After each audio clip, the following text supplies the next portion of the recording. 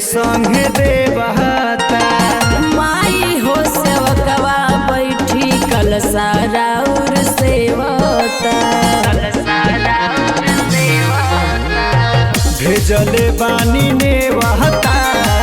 कैले संगे देवता माई हो सेवकवा बैठी कलसारा और सेवता रहिया निहारत बानी तब से माई हो थावे वाली के अरे स्वागत बा धरती पर अरे स्वागत बा धरती पर हमारा मैया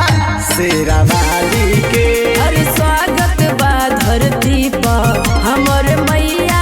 शेरा वाली के